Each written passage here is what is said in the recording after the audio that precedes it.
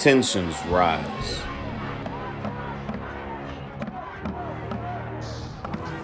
Storms erupt.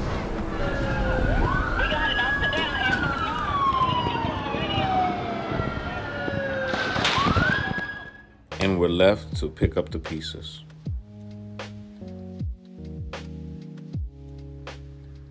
In 2005, Hurricane Katrina ravaged through the streets of my hometown. But for like many on the Gulf Coast, there was an aftershock. Just when we thought the flood would subside, the levees broke. Just when we had had enough water, more water. I was stuck in a motel in Metairie. As the water rose again, I wondered what the next few weeks would be like. And I was wrong. Much like a hurricane, racial tensions have stirred again. The last season for this type of storm was the civil rights movement of the 1960s. What a time to be alive. After the floodwaters subsided, we were left to pick up the pieces. Some damage, like fallen trees, is expected. 6 inches of mold resembling moss on my pillow, however, caught me by surprise. In this storm, it is expected that racist symbols will be defaced and torn down. What may surprise some is, along with statues of English slavers and Confederate soldiers, is damage to statues all around the world of Mahatma Gandhi. Yes, that Gandhi. The world is rejecting oppression of all sorts, as seeds of dignity are nourished by these rains of protests. The common theme in this global rejection of Gandhi is rapist and racist, and in red spray paint so that everyone can see. These rapist allegations stem from his experiments with celibacy, in which he tests his own restraint by forcing underage female relatives to sleep naked with him. He admits repeatedly failing, as they remained under his guardianship. Isn't this what we're investigating countless celebrities about right now? The world is correct to demand scrutiny. No sexual predator should be celebrated. This surge of concern fills our streets with empathy-soaked protesters. In South Africa, a statue captures Gandhi as a young lawyer. It was during the early 1900s that Gandhi lived a privileged life in South Africa, brought in by affluent Indians to be a political activist.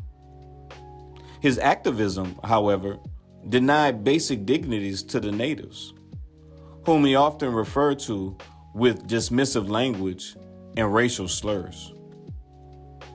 He was openly supportive of whites being the dominating race, and never sought equality with whites, only supremacy over blacks. As an ally to white dominance, he organized over 1,000 Indians as troops for the British during the war.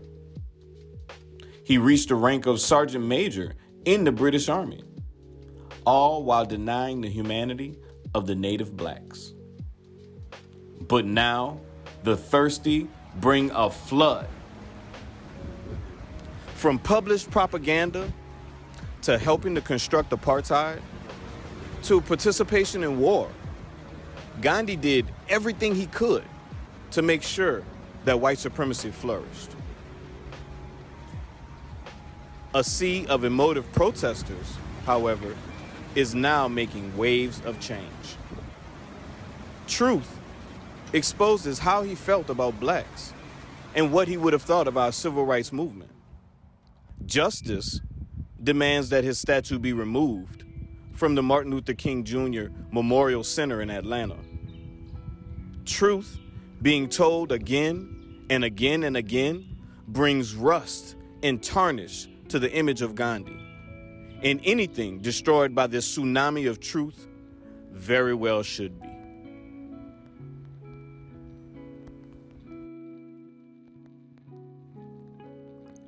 Now, statues are low-key a big deal. You know what I'm saying? Statues are very, very symbolic. When you are forever memorialized to the extent of literally your shape and your face is there staring at all times, that means a lot. But Gandhi wasn't.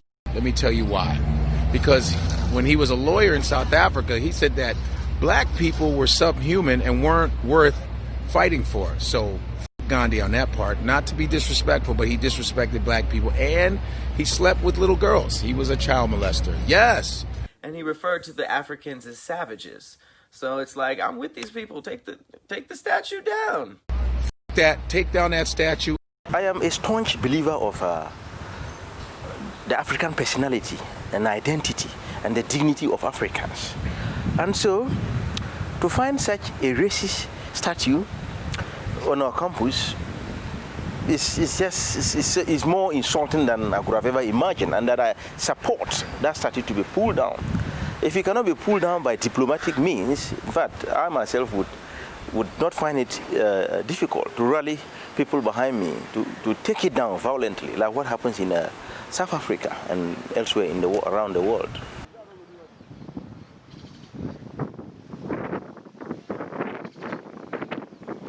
And in Atlanta, Georgia, at the Dr. Martin Luther King Jr. Memorial Center, there's a peace garden.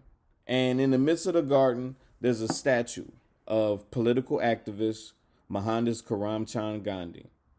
Understanding that Gandhi had never stepped foot in America, understanding how he felt about blacks and women, understanding that there's no statue of Dr. King or any other civil rights leader associated with his movement at the memorial center that's set aside for him.